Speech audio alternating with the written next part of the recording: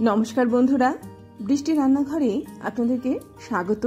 काछे दूरे जे जेखान थेके आमार एई भिडियोटी देखछेन आशा करी सबाई भालो आछेन सुस्थ आछेन। एकटु अन्य रकमेर खाबार देखते जखन एकटु अन्य रकम लागबे तखन देखबेन बेश भालो लागे खेते। तो आजके खूब सुंदर एकटा रेसिपि निये आसबो, एकदम यूनिक रेसिपि। एर आगे बोधहय एइभाবে खाबार आपनारा कखनो खाननि। नर्माल खाबार के एकटु घुरिए एकटु अन्य कायदाय तैरी करे दिले देखबेन मुखेও একটা রুচি নিয়ে আসে। আজকে যে রেসিপিটা শুরু করতে চলেছি তার জন্য সবার প্রথমে আমি একটু আটা নিয়ে নিয়েছি, তার মধ্যে একটু ছাতু দিয়ে দিলাম, তার মধ্যে একটু সুজি দিয়ে দেব, একটুখানি তেল আমি এর মধ্যে অ্যাড করলাম। ভালো করে এটাকে ময়ান দেব, সঙ্গে একটুখানি নুন দিয়ে এরকম ভাবে হাত দিয়ে একটুখানি এটাকে মিক্সড করে নেব।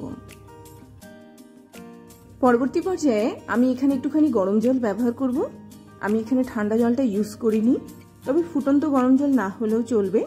একটুখানি জলটাকে গরম করে খুব ভালো করে এর মধ্যে দিয়ে এরকম ভাবে ঠেস দিয়ে দিয়ে এটাকে তৈরি করে নিতে হবে। একটুখানি তেল দিয়ে এটার গাটাকে খুব ভালো করে এরকম ভাবে মাখিয়ে নিয়ে এটাকে একটা জায়গায় আমি সেট করে রেখে দেবো, ঢাকা দিয়ে রেখে দেবো কিছুক্ষণ সময়ের জন্য, যতক্ষণ না পর্যন্ত এর পুরটা না রেডি হয়।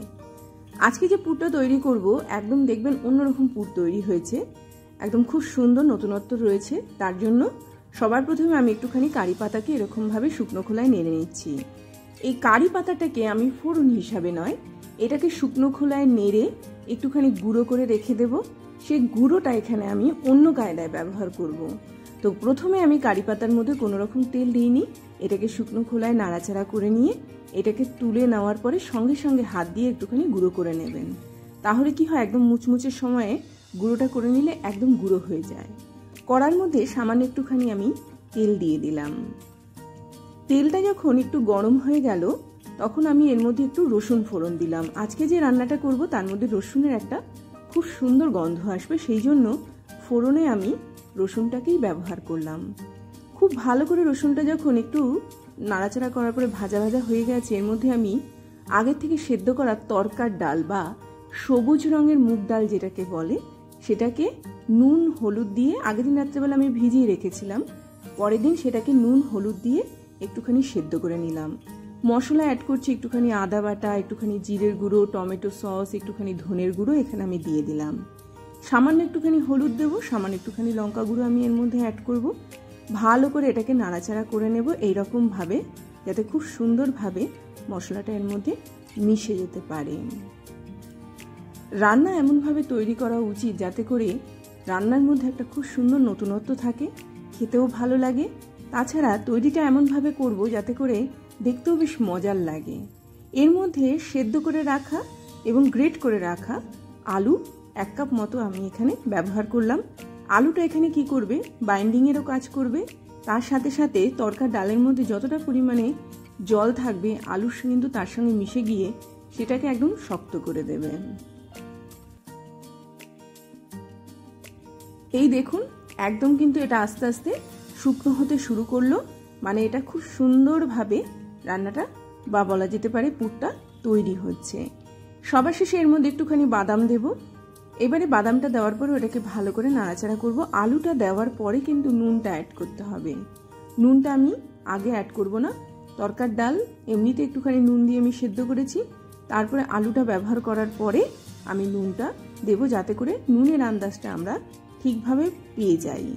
এবার এটাকে খুব ভালো করে নাড়াচাড়া করে নিয়ে এটাকে নামিয়ে রাখবো। একদম ঠান্ডা হয়ে যাওয়ার পরে এটাকে আমি ব্যবহার করব। যেই ঠান্ডা হয়ে যাবে এইরকম কিন্তু হাত দিয়ে খুব সুন্দর সুন্দর আপনারা নানা ধরনের স্ট্রাকচার তৈরি করতে পারবেন। তো এইরকম ভাবে আমি ছোট্ট ছোট্ট টিকিয়ার আকারে এতগুলো তৈরি করে নিলাম, আমার তৈরি হয়ে গেল। এবারে যেটা করব, আটার যে ডোটা রয়েছে সেটার থেকে আমি লেচি কেটে নেব। লেচিগুলো একটু বড় সাইজের তৈরি করব যাতে করে রুটিটা এতটাই বড় হয়। তো যখন আমার রুটিটা তৈরি হয়ে গেল, এবার রুটিটার মধ্যে একটুখানি জল মাখাবো, একদমই তেল নয়, যাতে করে আমি যে জিনিসটা তৈরি করব সেটা এটার সাথে খুব ভালো করে লেগে যেতে পারে। যে টিকিয়াগুলো আমি তৈরি করেছিলাম সেই টিকিয়াগুলো এইবার আমি একটা একটা করে এর মধ্যে সাজিয়ে দিচ্ছি। দেখতেও চমৎকার লাগবে, খেতেও চমৎকার লাগবে। ঠিক এই রকম ভাবে দিয়ে দেওয়ার পরে ওর উপর দিয়ে আমি একটুখানি কাঁচা পেঁয়াজ দিয়ে দিলাম। কাঁচা পেঁয়াজগুলো গোল গোল করে রিং আকারে কেটে তারপরে এখানে আমি ব্যবহার করলাম কারি পাতা, যেটা আমি গুঁড়ো করে রেখে দিয়েছিলাম, সেটা এবার এর মধ্যে আমি দিয়ে দিলাম। সম্পূর্ণ নতুনত্ব রান্নাটা, তো অবশ্যই বাড়িতে একবার হলেও ট্রাই করে দেখতে পারেন, খেতে কিন্তু চমৎকার হয়েছে।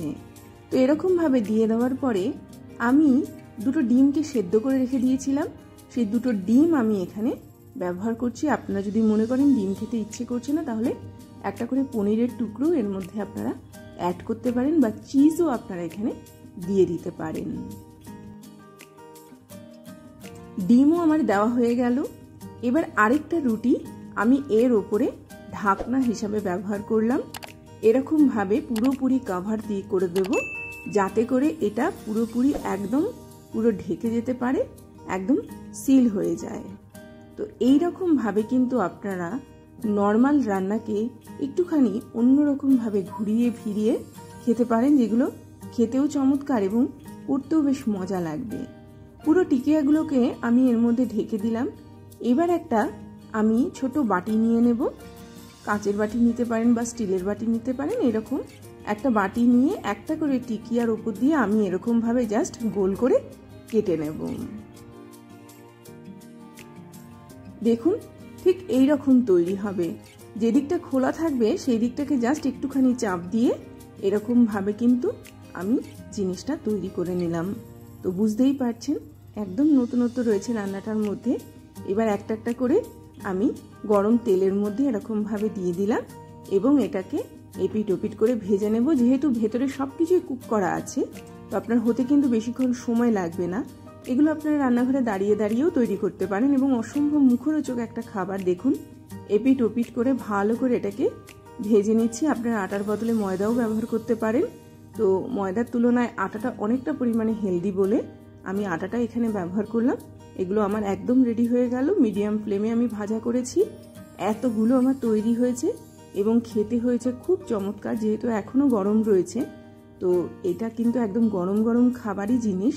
তো এরকমভাবে একটা ভেঙে দেখাচ্ছি ভেতরটা কতটা সুন্দর রয়েছে। যেহেতু গরম রয়েছে আমি ঠিকভাবে ধরতে পারছি না।